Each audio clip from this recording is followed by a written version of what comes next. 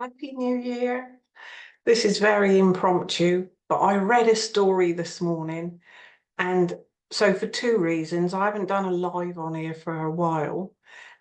So, I wanted to make sure it worked because I'm on here with Tim in the morning, Tim Wild at 9 o'clock. Just a Happy New Year message that we wanted to share. And I wanted to share this story that I've read, and it's just really lovely. Um, so, I wonder if I do a screen share actually, might be good just to show you the picture. It does say, or apparently there's question marks over whether the story, because he talks about an immaculate flat and the picture that's shown, the young man's not immaculate by any way. Anyway, I'm going to read it because it's a lovely story if you feel challenged by life. So I'll just come back and do a screen share so you can see that picture. So that's the picture. And it's by decodeval.com. Okay, so I'll stop the share, but I'll go back to read the story, which of course you could all read, and I could have posted the story, but it is nice sometimes to listen to, and it won't take long anyway. So now I just got to go find it. Okay, last Tuesday at exactly 7 p.m, I decided to check out of my life. My apartment was spotless, my debts were calculated, and the only loose end was Barnaby, my 12-year-old golden retriever, and the grumpy veteran next door who hadn't said a word to me in 3 years. You wouldn't have known I was drowning if you looked at my social media. I'm 29, a digital nomad, working 3 freelance gigs just to pay the rent on a shoebox apartment that smells like damp drywall. On the screen, I'm living the dream. In reality, I'm exhausted. It's not the kind of tired a good night's sleep can fix. It's a deep, bone-weary exhaustion from running a race where the finish line keeps moving. The world feels so loud lately, doesn't it? Everyone's screaming at each other. The news is constant feed of doom. Inflation, division, and anger.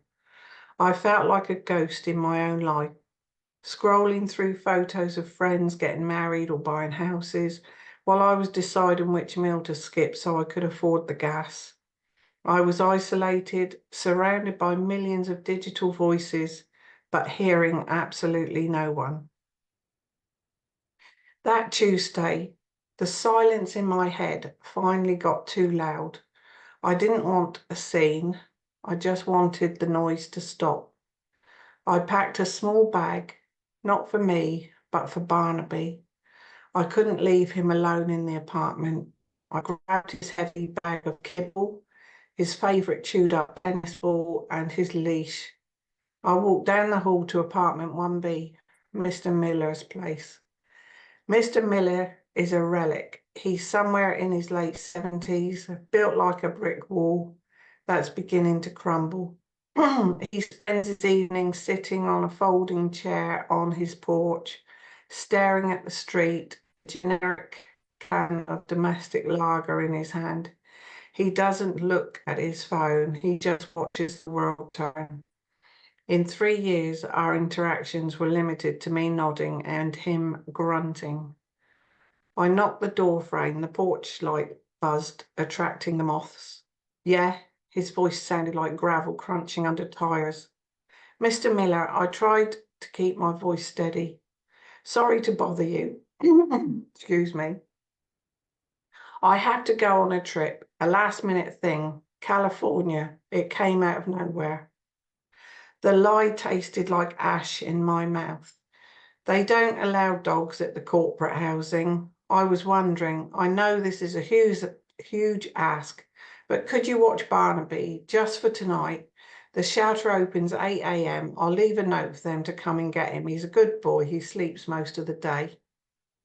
I held out the leash. My hand was trembling. Mr. Miller didn't take the leash. He took a long, slow sip of his beer, his eyes fixed on Barnaby.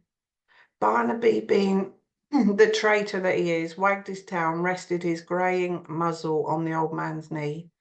California, Miller said. He didn't ask it as a question. Yes, sir, big opportunity. Bull, said Miller. I froze. Excuse me? I said bull. He set the beer down on the railing. He turned those grey, still eyes on me. They were sharp, intelligent, and terrifyingly clear. You ain't going to California, son. You're wearing the same sweatpants you've worn for the last 3 days. Your eyes are red, and my wife, she had that same look, the look of someone who's done with fighting. The air left my lungs. I took a step back, ready to run. I don't know what you're talking about. I just need someone to take the dog. Sit down, he commanded. He kicked a plastic crate toward me. I can't. I have to. Sit down. I sat. I don't know why. Maybe because for the first time in months, someone was actually looking at me. Not looking at my profile, not looking at my productivity, but looking at me. Miller went inside and came back out with another cold beer. He cracked it open and handed it to me. Drink. It's cheap swill, but it's cold.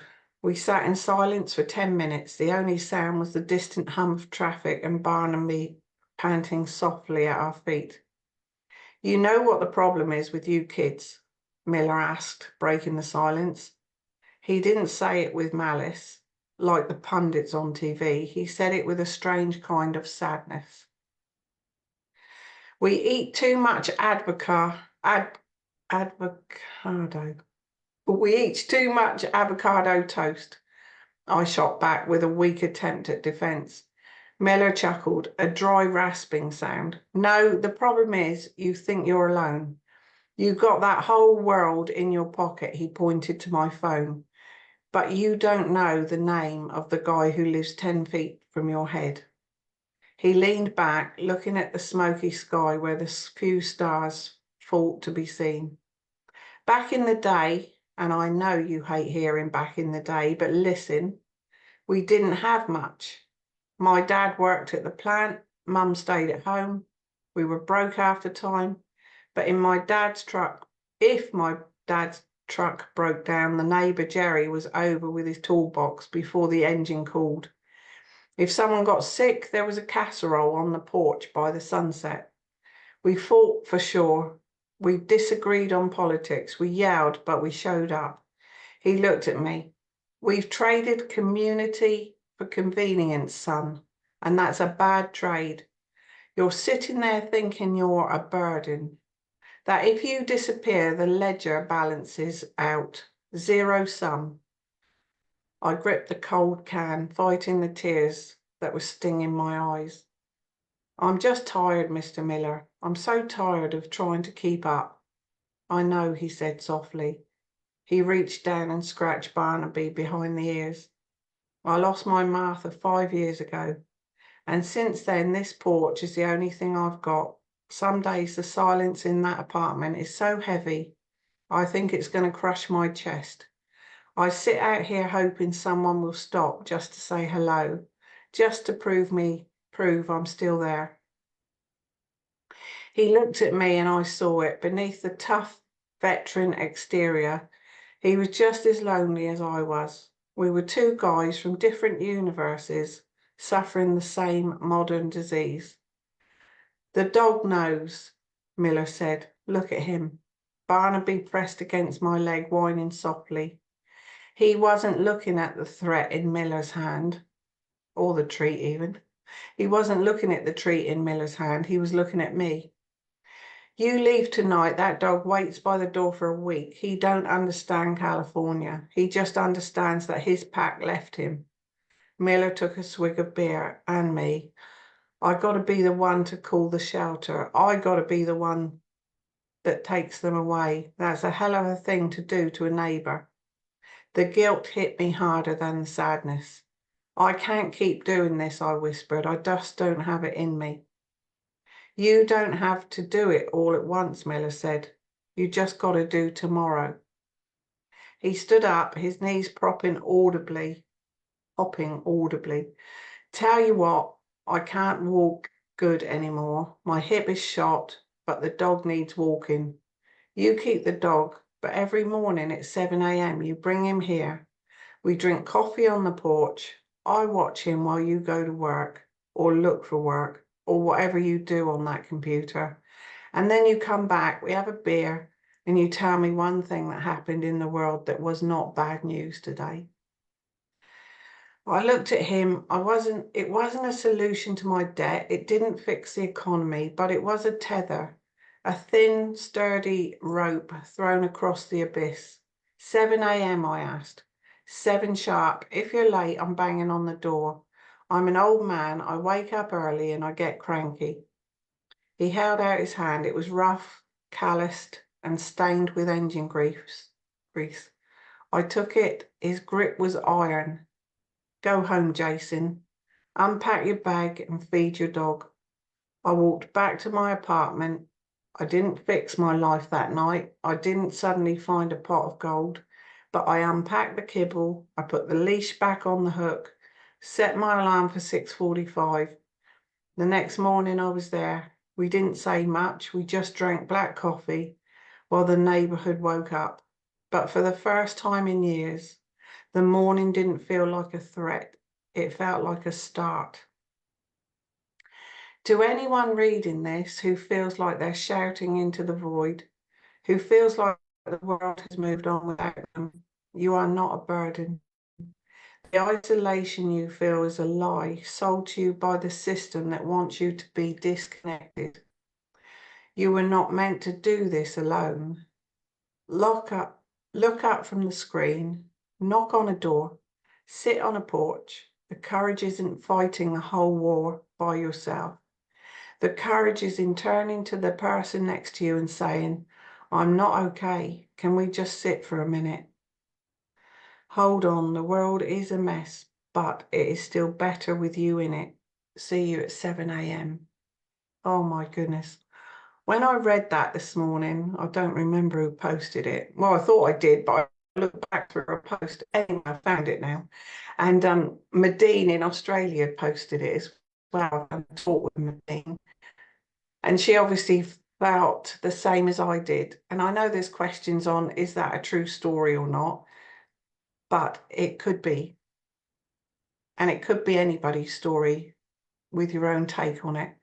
So, you know, for the longest time when I do the positive living group and have done the positive living group for, well, 2010 was probably a turning point for me. And just to realize it's not a quick fix to turn everything negative into a positive. It's so easy to say. But once you start to do that, it is much easier to think of the positive. So I went to a shop today and the chap changed the appointment from yesterday to today to look at a new fire, because we've had the same fire in this house since 1988 when we moved in. And it's a very old looking, so we just wanted a new fire. Don't even use it because in case it's so old, even though we've had it serviced. Anyway, so we went to look for a new fire, and the chap there, he was so lovely, but he changed the appointment because he had a cold. And he said, I said, do you feel better today? And he said, yeah, but we stopped for Christmas and I got ill as soon as we stopped. And I always do. I said, but you've just told yourself that you always do, so you probably always will. You just drop in little things like that. If you're telling yourself that as soon as you stop and have a break, he said, I was so tired, I needed a, and I said, oh, I'm sure you did. If you could just tell yourself that you're going to be fine, really enjoy the holiday. And that might not work for the first couple of times, but just try changing your mindset into that. Anyway, I didn't say too much at all, but and then it was something else that he said, and it was exactly the same. It just needed to be rephrased, to see the positive and to see what you're telling yourself. So what we tell ourselves, that story, chap, if that is a true story, and I know there was a picture with that, which I didn't see earlier, so it is possibly a true story. He, in that, he was looking that there was no way out. And then that, out of the blue, that man made him see, or could help him see that there was another way around it. Harry Thomas, who I did a talk with recently, he's part of our community, and he really wanted to get back out to Brazil. And he said, you know, for people suffering with illness, if you went, I don't know, that's a big thing to say, but it was quite, he's absolutely enjoyed that he's got back out to Brazil. He was in Brazil last year at Christmas time, and he just loved it. But then he had some sort of, well, he had to come home anyway. But he's recovered all this year, and he just wanted to get back out there, and he just so enjoyed being out there again. And he said, if you're not well, just do something completely different, perhaps to take your mindset away from the mindset that you've got around life. If nothing ever changes, so if you, what's that saying? If you keep doing the same thing that you've always done, you'll keep getting the same thing that you've always got. So it's just changing. And I know, you know, to think about going to Brazil is a big thing. But just to start changing like he did, just going there every morning at 10 o'clock, at 7 o'clock, and then having someone just to speak to, or not even speak, just to be with. You know, every day when I was working years ago at Marks and Spencer's, you know, you'd come home from work, and every day my mum would say to me, what was your day like? And you just get it out, what the day had been like, and then it's cleared from you, and then you enjoy the evening. Just have someone. So there's always people. We don't need to be alone. There is people that, like Mr. Miller, that would probably be overjoyed at the thought of having some company. Anyway, I didn't mean for this to be a long one. I'm going to be on here tomorrow with Tim Wilde at 9 o'clock in the morning. We're just going to do a short little video, and then we've got him in person at Romsey Golf Club on Tuesday evening, which he starts every new year for us. I'm so grateful. Starts every new year for us. So it's in person, but Toby Oakley's doing the live feed as well. So we've got a lot of people joining us online as well that evening.